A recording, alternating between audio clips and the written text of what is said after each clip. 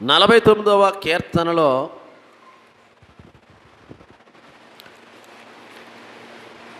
15వ వచనం 49వ కీర్తన 15వ వచనం. దేవుడు నన్ను చేర్చుకొనును. దేవునికి స్తోత్రం చెప్పండి. దేవుడు నన్ను చేర్చుకొనును. పాతాళ బలములో నుండి ఆయన నా ప్రాణమును విమోచించును. ఈ కీర్తన ఎవరు రాశారంటే కోరహు కుమారులు రాశారు. చెప్పండి, కోరహు కుమారులు ఈ కీర్తన రాశారు. వాళ్ళు చెప్తున్న మాట ఏంటంటే దేవుడు నన్ను చేర్చుకొనును అంటే ఎక్కడి నుంచి తీసుకుని చేర్చుకుంటాడు?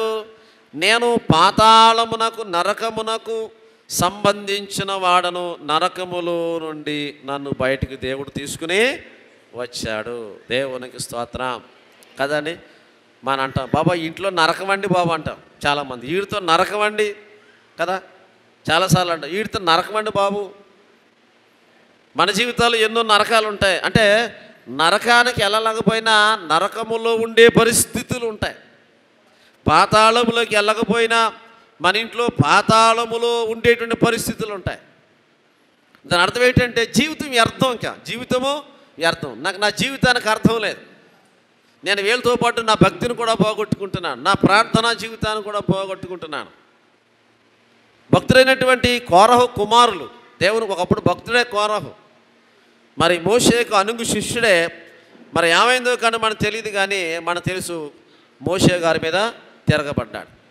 వీళ్ళందరూ చూస్తుండగానే దేవుని బిడ్డలారా కోరహుతో పాటు 250 మంది నరకంలోకి వెళ్ళిపోయారు. అప్పుడు కోరహు భార్య ఏం చేసిందంటే దేవుని బిడ్డలారా తన కుమారులతో మాట్లాడింది. ఒరే బాబు, దేవుడు మోషేని పంపించాడు, ఆయన ద్వారా ఈరోజు మనం బయటకు వచ్చాం, ఆయన మీద తిరగబడకూడదు అని చెప్పినప్పుడు తల్లి మాటకి విధేయత చూపించారు దేవుని బిడ్డలారా. అప్పుడు కీర్తన రాస్తున్నారు, మా దేవుడు మమ్మల్ని చేర్చుకున్నాడు. అంత మాత్రమే కాదు, మా దేవుడు పాతాళ బలములో నుండి మమ్మలను విడిపించాడు. ఎంత మంచి మాట అండి దేవుని బిడ్డలారా. రోమీయులకు రాసిన మొదటి పత్రికలో 5వ అధ్యాయంలో పౌలు అంటాడు, ఒకని అవిధేయత వలన మనుషులందరికీ మరణం వచ్చిందంటండి.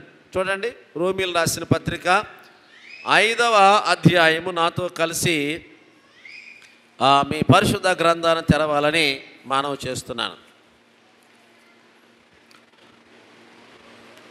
19వ వచనం, రోమీయులు రాసిన పత్రిక 5వ అధ్యాయము చూడండి. ఏలయనగా ఒక మనుష్యుని అవిధేయత వలన అనేకులు పాపులుగా ఎలాగు చేయబడురు, అలాగే ఒకని విధేయత వలన అనేకులు నీతిమంతులుగా చేయబడుదురు.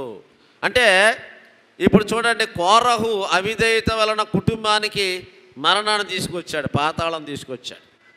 తల్లి దేవునికి మాట విధేయత చూపించింది. ఇప్పుడు తల్లి మాట గౌరవించి విధేయత చూపించినటువంటి కోరహు కుమారులు పాతాళ బలములో నుండి దేవుడు వారిని విడిపించాడు, విమోచించాడు, బయటికి తీసుకొచ్చాడు. దేవునికి స్తోత్రం, హల్లెలూయా. అంటే ఒక తండ్రిగా, కుటుంబానికి తండ్రిగా, ఒక భార్యకి భర్తగా నేను దేవుని మాటకి విధేయత చూపిస్తే మా కుటుంబాన్ని పరిపాలిస్తున్న మరణం అవ్వచ్చు, పాపం అవ్వచ్చు, దేవుని బిడ్డలారా వారందరూ నాతో పాటు బయటకు వస్తారు. జాగ్రత్తగా ఆలోచించండి. అంటే యేసు ప్రభు విధేయతను బట్టే మనం నీతిమంతులుగా తీర్చబడ్డాం. యేసు ప్రభులు వారి యొక్క విధేయతను బట్టే మరణాన్ని జయించే శక్తిని పొందుకున్నాం. కనుక చాలాసార్లు మనం దేవుని మాటకు విధేయత చూపిస్తున్నాం అనుకోండి, అది పక్కోళ్ళకి ఎలా ఉంటుందండి, వెటకారంగా ఉంటుంది, బలహీనతగా ఉంటుంది, చేతకానితనంగా ఉంటుంది అన్నమాట. అందుకంటాడు సిలువను గూర్చిన వార్త నశించుచున్న వారికి చేతకానితనం, వెటకారం. ఆయన ఓర్పు, ఆయన సహనం, ఆయన ప్రేమ, ఆయన చూపిస్తున్న క్షమాపణ, అది మరింతగా బాధపడాలా, మరింతగా విధేయత చూపించాలా కదా. దేవుని బిడ్డలారా పౌలు చాలా స్పష్టంగా చెప్తున్నాడు ఆయన రోమ సంఘముతో, నా విధేయత వలన మీరు నీతిమంతులుగా చేయబడలేదు. మన ఆది తండ్రి ఆదాము చేసిన పాపమును బట్టి అందరూ పాపులుగా మనం చేయబడ్డాం. దేవునికి స్తోత్రం చెప్పండి. హల్లెలూయా. కదండి, ఆదాము ద్వారా పాపం వచ్చింది. ఆది కాండము 5వ అధ్యాయంలో 24వ వచనంలో దేవుని బిడ్డలారా గమనించండి, పునరుద్ధానపు ఆధిక్యత. మన అంశం ఏంటండి? అంటే పునరుద్ధానుడైన యేసయ్యతో నడుచుట ద్వారా, పునరుద్ధానుడైన యేసయ్య తిరిగి లేచిన తర్వాత సంఘానికి అందించిన ఆ సందేశాలలో పాలిభాగస్తులు అవడం ద్వారా వచ్చే ఆధిక్యత ఏమిటంటే, పాతాళ బలములో నుండి వాక్యము యేసయ్య మనలను విడిపిస్తాడు. దేవునికి స్తోత్రం. చూడండి, ఆది కాండము 5వ అధ్యాయములో 24వ వచనములో హానోకు గురించి ఒక మాట చెప్పబడింది. హానోకు దేవునితో నడిచిన తర్వాత దేవుడు అతనిని తీసుకెళ్ళిపోయాడు. దేవునికి స్తోత్రం చెప్పండి. పునరుద్ధానపు ఆధిక్యత అంటే ఆదాము దగ్గర నుంచి ఆరాధన జరుగుతుంది, ప్రవక్తలు వాడుకుంటున్నాడు. దేవుని బిడ్డలారా, హానోకుతో మాట్లాడిన దేవుడు అందరితోనూ మాట్లాడుతున్నాడు. అది అంటే హానోకు ఒక్కడే దేవుడితో నడిచాడు. అది కనుక పునరుద్ధానుడైన యేసయ్యతో ఉండడానికి వెళ్ళిపోయాడు. పాతాళ బలములో నుండి ఆయన విధేయత, వాక్యానికి విధేయత చూపించాడు. పాతాళ బలములో నుండి, కష్టాల బలములో నుండి, శ్రమల కొలిమిలో నుండి, ఇరుకుల ఇబ్బందుల నుండి దేవుడు అతన్ని బయటికి తీసుకుని వచ్చాడు. అని కోరహు కుమారులు అంటున్నారు, మా తండ్రి అవిధేయుడిగా మారాడు, అయితే మా తల్లి దేవుని మాటకి విధేయత చూపించి మనసు పెట్టి ఆలోచించింది. మా తండ్రికి ఏమో లోకమంతా నిండిపోయింది, విధేయత చూపించే ఆలోచన లేదు. అసలు ఎలాగో ఐగుప్తులోంచి ఎలాగొచ్చి రక్షణలోకి వచ్చామో, ఆ ఎర్ర సముద్రం ఎలా దాటామో మా తండ్రి మర్చిపోయాడు, కానీ నా తల్లి మర్చిపోలేదు. వాళ్ళు అంటున్నారు, దేవుడు మమ్మల్ని చేర్చుకుంటాడు కదండి, దేవుడు నన్ను చేర్చుకుంటాడు, పాతాళ బలముల నుండి మమ్మలను విడిపించును, విమోచించును. చూడండి, 1 కొరింథీయులకు రాసిన పత్రికలో 15వ అధ్యాయంలో మనం చూసినట్లయితే, మరణమా నీ ముల్లెక్కడా? అందరూ తీయండి దేవుని బిడ్డలారా. 1 కొరింథీయులకు రాసిన పత్రిక 15వ అధ్యాయము నాతో కలిసి మీ పరిశుద్ధ గ్రంథాన్ని తెరవాలని మనవి చేస్తున్నాను. 54, 55 వచనం. ఈ క్షయమైనది అక్షయతను ధరించుకొనినప్పుడు, ఈ మర్త్యమైనది అమర్త్యతను ధరించుకున్నప్పుడు విజయమందు మరణము మృంగివేయబడును అని రాయబడిన వాక్యము నెరవేరును. దేవునికి స్తోత్రం. హల్లెలూయా. పునరుద్ధాన ప్రత్యక్షతలలో ఉండే ఆధిక్యత, హెచ్చింపు, ఆశీర్వాదము కదా దేవుని బిడ్డలారా. కింద, ఓ మరణమా నీ విజయం ఎక్కడా? ఓ మరణమా నీ ముల్లెక్కడా? యేసుక్రీస్తు తండ్రి గారు తండ్రికి విధేయత చూపించినప్పుడు మరణపు ముళ్ళుని విరిచేశారు. గట్టిగా చెప్పండి కూడా, పరిశుద్ధాత్మ దేవుడిని మహిమపరచండి. హల్లెలూయా. ఆయన విధేయత మనల్ని నీతిమంతులుగా చేసింది. ఆయన విధేయత మనకు ఆదాము ద్వారా సిద్ధపరచబడిన మరణపు యొక్క ముళ్ళును విరిచేసింది. పెద్దలైన వారందరికీ తెలుసు, అప్పట్లో ఎవరికి జోళ్ళు ఉండేవి కాదు. కనుక ఏదైనా ముళ్ళు గుచ్చుకుందనుకోండి పాదంలోని, ఆ ముళ్ళు తీసి నోడుతో కొరికేస్తుంది. దాని అర్థం ఏంటంటే, నాకు హాని చేసిన ముళ్ళు నా వెనకాల వచ్చిన వాళ్ళకే ఎవరికి గుచ్చుకోకూడదని ఆ ముళ్ళు చివరి నవిరేసి తుమ్మముళ్ళైనా పారముళ్ళైనా పాడేసేవారు. యేసు ప్రభు గుచ్చుకుందని విరిచేసాడు ముళ్ళుని. అదిగా ఒక మొక్కలు అంటాడు దేవుని బిడ్డలారా, భక్తులైన ప్రభువులు, క్రీస్తు యేసునందున్న వారికి ఏ శిక్షా విధియు, క్రీస్తు యేసులో ఉన్న వారికే మరణపు ముళ్ళు విరిచేటువంటి ఆశీర్వాదం దొరుకుతుంది. నిన్నేం చేయదు మరణం. మరణం చూసి నువ్వు భయపడవు, ఏమి చేయదు దేవుని బిడ్డలారా. కనుక కోరహు కుమారులు అంటున్నారు, మా దేవుడు మమ్మలను చేర్చుకొనును, పాతాళ బలములో నుండి ఆయన మమ్మలను విమోచించును. 1 కొరింథీయులకు రాసిన పత్రిక దేవుని బిడ్డలారా 54 వచనం. ఈ క్షయమైనది అక్షయతను ధరించుకొనినప్పుడు, ఈ మర్త్యమైనది, క్షయమైందంటే నాశనం అయిపోయేది, మర్త్యమైందంటే ఈ శరీరం మట్టిలో కలిసిపోవాలి. ఎక్కడ కలిసిపోవాలండి? మొన్న తిరిగి మొన్న అయిపోవాలా. అయితే దేవుని బిడ్డలారా, ఈ లోక సంబంధమైనటువంటి యాత్ర ముగిసినప్పుడు ఈ మట్టి శరీరాన్ని మహిమగల శరీరముగా మార్చేది ఏమిటంటే, దేవుని బిడ్డలారా, యేసయ్య విధేయత చూపించాడు. ఆయన విధేయత ఈ మట్టి శరీరాన్ని మహిమ శరీరంగా మారుస్తారు. ఎట్టున్నారా దేవుని బిడ్డారా? ఒకని అవిధేయత అనేకులను ఎలాగూ పాపులుగా చేసిందో, ఒకరి విధేయత, ఎవరైనా యేసు ప్రభు విధేయత అనేకులను నీతిమంతులుగా చేసింది. పునరుద్ధానపు ఆధిక్యత. హానోకు ఎవరితో నడిచాడండి చెప్పండమ్మా? భార్యతో నడిచాడా? బిడ్డలతో నడిచాడా? స్నేహితులతో నడిచాడండి? దేవుడితో నడిచాడన్న సంగతి జ్ఞాపకం పెట్టుకోవాలి మనందరం కూడా. నువ్వు నేను ఎవరితో నడుస్తున్నాను చెప్పండి? లోకంతో నడుస్తున్నామా? స్నేహితులు చెప్పినట్లు నడుస్తున్నావా? దేవుని బిడ్డలారా, ఎవరు అడుగుజాడలో నడుస్తున్నా ఒక ప్రశ్న వేసుకోవాలి. రేపొద్దుట రాకడలో ఎత్తబడాలంటే, ఒకవేళ ప్రభువు పిలుచుకున్న తర్వాత పరలోక రాజ్యంలో చేరి ఆయనతో పాటు కలిసి మధ్యాకాశంలో రావాలంటే ఎవరితో నడుస్తున్నాం మనం? రేపొద్దున పరిశుద్ధులైన హానోకును మనం చూడాలి. కారణం ఏంటంటే ఆయన దేవునితో నడిచాడు. అలాగే ఏలే కూడా దేవునితో నడిచాడు. దేవుడు అతను తీసుకెళ్ళిపోయాడు అగ్ని రథాల మీద.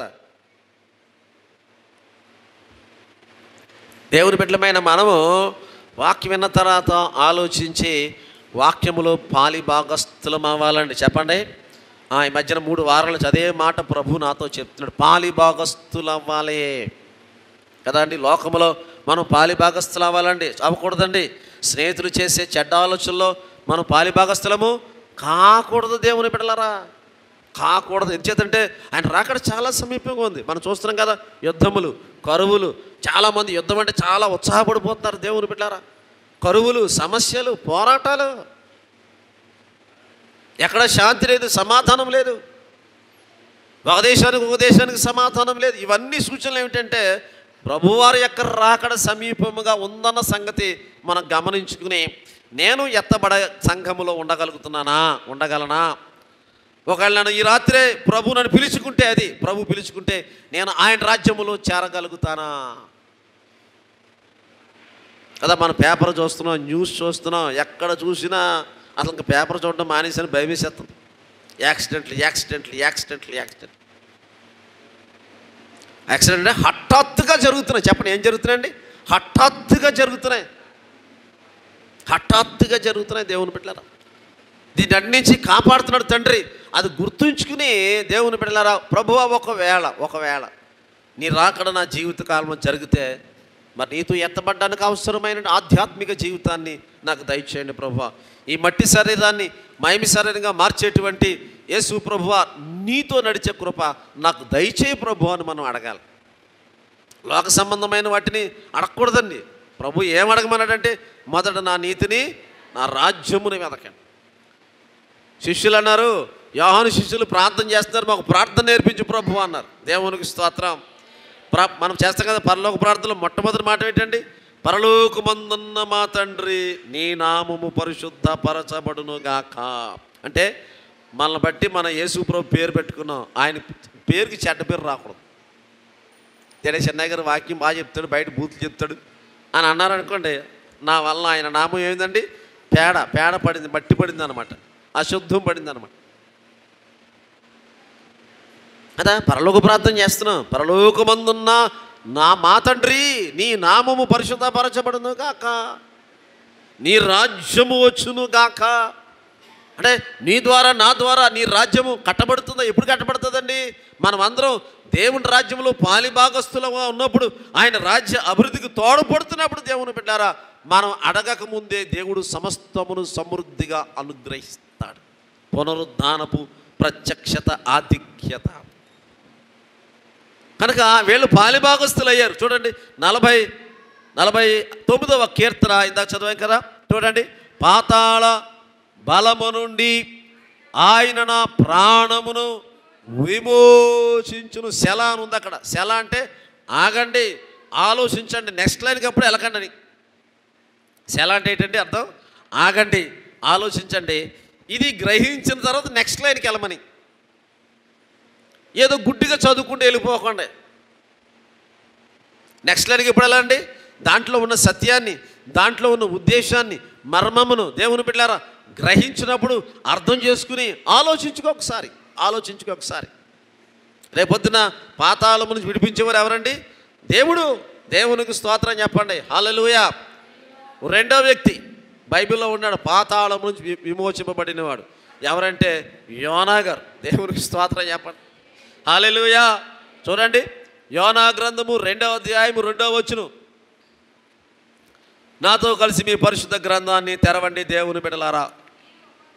యోనా నన్ను కూడా తీయండి, అందరూ తీయండి. 2వ అధ్యాయము 2వ వచనం అందరూ తీయండి.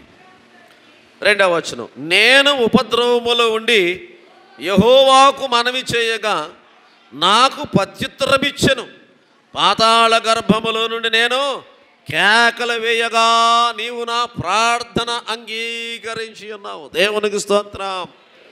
ఎందుకు పాతాళంలో పడిపోయాడు? బతుకుండగా నరకాన్ని ఎందుకు అనుభవిస్తున్నాడండి? మనం అంటాం బతికుండగా నరకం అనుభవించేస్తున్నాడు అంటాడు. ఈ వాక్యాన్ని ధ్యానిస్తున్నప్పుడు దేవుని బిడ్డలారా, బతికుండగా యోనా నరకాన్ని అనుభవిస్తున్నాడు. పాతాళ గర్భంలో సెంటర్లో ఉన్నాను ప్రభువా, కాలిపోతున్నాను. కేకలు కేకలు కేకలు. బ్రతికుండగా నరకాన్ని అనుభవిస్తున్నాడు. కారణం ఏంటంటే అవిధేయత. ఇలాగెళ్ళమంటే ఇలాగెళ్ళాడు. అది చూడండి, పొద్దున మాటలు చిన్నపిల్లలు గుడి కానీ మందిరానికి బయలుదేరతారు. వాళ్ళు ఎక్కడికి వెళ్ళిపోతారు? పుట్టి దగ్గరికి అక్కడికి వెళ్ళిపోతారు. యారా అంటే ఇక్కడ నాకు ఎదురవుతుంటారు అందరూ. ఎక్కడికి వెళ్తున్నాం అంటే ఇక్కడికి ఎండ అయ్యారు, మా అమ్మ టిఫిన్ తెమ్మందని ఉంటే 10 గంటలు టిఫిన్ తెస్తానని. సరే తెచ్చి వచ్చారో బాబు, అవి ఎంత పుట్టినదో తెలియదు. వాళ్ళు చిన్నపిల్లలు. ఆదివారం ఎక్కడికి వెళ్ళాలండి? మనం అందరం దేవుని బిడ్డలారా మందిరానికి వెళ్ళాలి, శ్రేష్టమైనది. నువ్వు ఎలా వెళ్ళమంటే నువ్వు అలాగ వెళ్తున్నావు. వెళ్ళాడు పాతాళం, బతికుండగా నరకం అనిపిస్తున్నాడు. దేవుని బిడ్డలారా, కోపములోని మొర్ర పెట్టుచున్నాడు. దేవుని బిడ్డలారా కదా, బతికుండగా నరకం అనిపించడం అంటే ఇదే. దానికి సమాధానం చెప్తున్నాడు, మా దేవుడు నన్ను చేర్చుకొనను, పాతాళ బలములో నుండి విడిపించును. ఇది కూడా మా అబ్బాయి నాకు నరకం చూపిస్తున్నాడు, మా అమ్మాయి నాకు నరకం చూపిస్తుందండి, నా కోడలు నాకు నరకం చూపిస్తున్నాడు, మా అత్తగారు నాకు నరకం చూపిస్తున్నాడు. టార్చర్ అండి బాబు, మెంటల్ టార్చర్ అండి బాబు. మా ఆయన నాకు నరకం చూపిస్తున్నాడండి బాబు. కేకలు కేకలు కేకలు కేకలు. పాతాళము బతికుండగా కదా దేవుని బిడ్డలారా. అయితే ఈ కేక ఏమిటంటే యోనా ప్రార్థన చేస్తున్నాడు. దేవునికి స్తోత్రం చెప్పండి. పాతాళ బలములో నుండి విమోచించేటువంటి ఆ యేసయ్యకి తండ్రి అని యెహోవా దేవునికి, దేవుని బిడ్డలారా, మరణపు ముళ్ళు విరిచేసేటువంటి ఆ దేవునికి కేకలు వేస్తున్నాడు. దేవుని బిడ్డలారా, మన ఇంట్లో కూడా చాలామంది కేకలు వేస్తాడు. బయటకు కూడా ఇంటికి వచ్చి భార్య మీద కేకలు చూడ ఒకడు ఉంటాడండి, పిల్లల మీద కేకలు చూడ ఉంటాడండి, ఆ చెంబులు తెప్పలు తన్నేసి చూడ ఒకడు ఉంటాడండి. వీడు చేసిన పనికి ఇంట్లో వాళ్ళు తిడుతూ ఉంటాడు. ఈయనేమో నరకం అనిపించి వచ్చాడు, నరకంలో పడిపోయి వచ్చాడు, ఇంట్లో వాళ్ళకి నరకం చూపిస్తుంటాడు ఒకడు. నువ్వు చేసే పనులేమో నరకానికి సంబంధించిన పనుల, ఇంట్లో వాళ్ళకి నరకం చూపిస్తావా? ఎంత భయంకరం దేవుని బిడ్డలారా. ఇదిగో యోనా చూడండి, నరకంలో పడిపోయాడు. పాతాళ గర్భంలో ఏం చేస్తున్నాడంటే చూడండి, నేను ఉపద్రవములో ఉండి యెహోవాకు మనవి చేయగా ఆయన నాకు ప్రత్యుత్తరం ఇచ్చెను. పాతాళ గర్భములో నుండి కేకలు వేయగా నీవు నా ప్రార్థన అంగీకరించి ఉన్నావు. నీవు నన్ను అగాధమైన సముద్ర గర్భంలో పడవేసి ఉన్నావు, ప్రవాహములు నన్ను చుట్టుకుని ఉన్నవే కదా. దేవుని బిడ్డలారా, ఒకవేళ అప్పులనేటువంటి ప్రవాహములో కోపములో ఉండిపోయావేమో, రోగం అనేటువంటి పాతాళ గర్భము నుండి కేకలు వేస్తున్నాయేమో, శాంతి లేని సమాధానం లేనటువంటి పరిస్థితులలో దేవుని బిడ్డలు కేకలు వేస్తున్నాయేమో, భవిష్యత్తు కొరకు ఉద్యోగం కొరకు ప్రయాసపడుతూ కేకలు వేస్తున్నావేమో. ఈ కేకలు మంచియే. యోనాను విడిపించిన దేవుడు నిన్ను విడిపిస్తాడు. దేవుని బిడ్డలారా, యోనాను రక్షించిన దేవుడు నిన్ను రక్షిస్తాడు. యోనా తన తప్పు తెలుసుకున్నాడు. అతిక్రమములు దాచిపెట్టేవాడు వర్ధిల్లడు కానీ దానిని ఒప్పుకొని విడిచిపెట్టేవాడు దేవుని కనికరమును క్షమాపణ పొందుకున్నాడు. చూడండి, యోనా గ్రంథం 2వ అధ్యాయము 6-7 వచనాలు. నేను మరెన్నిటికీ ఎక్కి రాకుండా భూమి గడియలు వేయబడి ఉన్నవే. అంటే లోపల చేప కడుపులో తిరుగుతున్నాడు, ఏ పక్క నుంచి వద్దామని. జీర్ణాశయంలోకి వెళ్ళిపోయాడు. దేవుని బిడ్డలారా, జీర్ణాశయం పేగు చిన్నది ఉంటుంది, ఇక పెద్ద ఉంటుందండి. అన్నం వెళ్ళి పేగు అన్నవాహిక ఎలా ఉంటుంది? సన్నగా ఉంటుంది. అక్కడి నుంచి జీర్ణాశయం ఇలా పెద్దగా ఉంటుంది. కనుక తిరుగుతున్నాడు, లోపల తిరుగుతున్నాడు, బయటికి రావడానికి దారి దొరకట్లేదు. కానీ కొన్నిసార్లు మన పరిస్థితులు అలాగ ఉంటాయి. దేవుని మాట విన్నప్పుడు అవిధేయత చూపించినప్పుడు ఎలాగో బయటకు రావాలో తెలియదు. యోనాలాగా ప్రార్థన చేయడమే. భార్య మీద కేకలు, ఆడి మీద కేకలు, అమ్మా నాన్న మీద కేకలు ఇస్తే నువ్వు బయట రాలో, ఇంకా కూరుకుపోతావు. నువ్వు చేసిన తప్పుకి, నేను చేసిన తప్పుకి ఇంట్లో మీద కేకలేసి ఇంకా కోపంలో మునిగిపోతా దేవుని బిడ్డలారా. బయట రాలా. ప్రయత్నించాడు జీర్ణాశయంలో తిరుగుతున్నాడు. చేప కడుపులో మంట మంట, వేడి వేడి వేడి, యాసిడ్ ఏముంటుంది అక్కడండి, యాసిడ్ కాలిపోతుంది. మంచి ఆకలినండి మాంసం మొక్క లోపల పడింది అనుకోండి, టప్పని కరిగిపోద్దట. దేవునికి స్తోత్రం చెప్ప. అది వేపించేసినా, కబాబ్ అయినా, దొమ్మైనా, మంచి ఆకలి అలా పడింది అనుకోండి, టప్పని కరిగిపోద్దట కదా. దేవుడు ఏమన్నాడు, నీ కడుపులు పెట్టుకో కానీ అరుపుకోవద్దన్నాడు దేవుడు. దేవునికి స్తోత్రం. కనుక ఆ మంటలో తిరుగుతున్నాడు. దేవుని బిడ్డలారా, ఆ కడుపులో అంత మంట ఉంటే నరకంలో ఎంత అగ్గిని ఉంటుంది, ఎంత అగ్గిని ఉంటుంది. కేకలు వేశాడు. దేవుని బిడ్డలారా, పాతాళంలోంచి ప్రభువు బయటికి తీసుకొచ్చాడు. దేవునికి స్తోత్రం. చూడండి 6వ వచనం, నేను మరెన్నటికి ఎక్కి రాకుండా భూమి గడియలు వేయబడి ఉన్నవి, పర్వతముల పునాదులలోనికి నేను దిగి ఉన్నాను. నా దేవా యెహోవా, నీవు నా ప్రాణమును కోపములో నుండి, అప్పుల కోపములో నుండి, సమస్యల కోపములో నుండి, అవిధేయతనే కోపములో నుండి, మోసమనే కోపములో నుండి నన్ను పైకి తీసుకుని వచ్చావు తండ్రి. పునరుద్ధానపు ఆధిక్యత. యేసు ప్రభు ఎలాగైతే కోపములోంచి పైకి వచ్చారు, మరణమును జయించి పైకి వచ్చాడు, నిన్ను నన్ను బయట తీసుకొస్తాడు. క్రీస్తు యేసునందున్న వారిని ఎలాంటి కోపములో నుంచైనా బయట తీసుకొస్తాడు దేవుడు. ఎలాంటి కష్టములో నుంచి అయినా, ఎలాంటి అపార్థాల్లోంచి అయినా దేవుని బిడ్డలు పైకి తీసుకొస్తాడు దేవుడు. నువ్వు నేను యోనాలాగా మన తప్పు తెలుసుకుని ప్రభువుకి కేకలు వేయాలి. ప్రభువా నన్ను రక్షించిన ఆయన, యోనాను కోపములోంచి బయటకు తీసుకొచ్చావు. పాప అన్నీ తిరుగుతున్నాడు లోపల. ఎందుకు కడుపులో జీర్ణాశయం చేస్తున్నాడండి, పైనుంచి కిందకే తిరుగుతున్నాడు.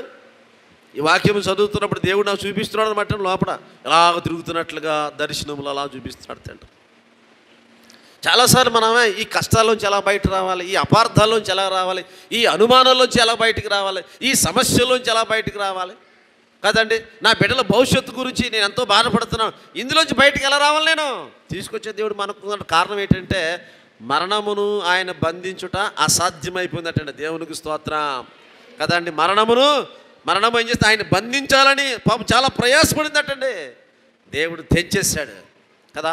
ఎవరైతే క్రీస్తు యేసునందు ఉంటారో, హానోకు వలె దేవునితో నడుస్తారో, వారి మరణం ఆపలేదు. వారిని మరణమును బద్దల కొట్టుకుని వచ్చేస్తారు. ఎంత గొప్ప దేవునండి. దేవునికి స్తోత్రం. చూడండి 7వ వచనం, కోపములో నుండి నా ప్రాణము నాలో మూర్ఛిల్లగా నేను యెహోవాను. అంటే తిరిగి తిరిగి తిరిగి తిరిగి అలసిపోయాడక. ఇలా తిరిగి శాపలాగా తిరిగి తిరిగి ఎలా వద్దాం అలా వద్దాం ఇలా వద్దాం తిరిగాడు. కడుపులో జీర్ణాశయంలో తిరిగి తిరిగి ఏమైందండి, అలా ఉండిపోయాడు. నేను మూర్ఛపోయాను. ఏమైపోయానండి. కొన్నిసార్లు అలాగుంటే మన పరిస్థితులు, కాలు కాని పిల్లలు తిరుగుతాం, దేవుని దగ్గరికి మానేసి, ప్రార్థనకు మానేసి, రాగల సమయం ఉండి కూడా రాలేము దేవుని పెట్టారు. మనం యోనాలాగా తిరుగుతుంటాం మనం అక్కడెక్కడే కదండి. అక్కడికక్కడే ఎందుకు వెళ్తావు తెలదు, ఎందుకు వస్తావు తెలదు, అక్కడెక్కడ తిరుగుతుంటాం. అదేదో దేవుని పెట్టారు. ప్రభు దగ్గర మోకాళ్ళు వేస్తే నువ్వు ఎక్కడికి తిరగక్కర్లేదు. ఆ పునరుద్ధానాన్ని వేసే శక్తినిచ్చి ఆ కోపములోంచి బయటకు తీసుకొస్తాడు. అంత గొప్ప దేవుడు మన దేవుడు అండి. విన్న మాత్రమే కాదు, ఆ విన్నదాని యొక్క సందేశములో, వాక్యములో పాలిభాగస్థులమై హానోకు వలె దేవునితో నడవడం ప్రారంభించిన దేవుని బిడ్డలారా, నువ్వు చేరవలసిన నీ ఆశించిన గమ్యానికి ప్రభు చేస్తాడు. పునరుద్ధానపు శక్తి. హల్లెలూయా హల్లెలూయా. కోపములో నుండి నా ప్రాణము నాలో మూర్ఛిల్లగా నేను యెహోవాను జ్ఞాపకము. అంటే ఏం చేయలేని అర్థం కావట్లేదండి అంటాం కదా. పరిస్థితి అదనమాట. తిరిగాడు ప్రయత్నం చేశాడు యోనా. దేవుని బిడ్డలారా, ఇంకేం చేయగలనండి, ఏం చేయలేవు, నువ్వు నేనేం చేయలేవు. కానీ చేసే దేవుడు మనకున్నాడు. దేవునికి స్తోత్రం. ఆయనకి అసాధ్యమైనది ఏదీ లేదు. మళ్ళీ ఏ నోటంటా మింగడు, ఆ నోటంటా బయటకు వచ్చేసాడు. కక్కమని చెప్పాడు, మెంగమని చెప్పిన దేవుడు 3 రోజులు అసలు ఎక్కడ పోవాలి, మొత్తం అరుగుపోవాలి.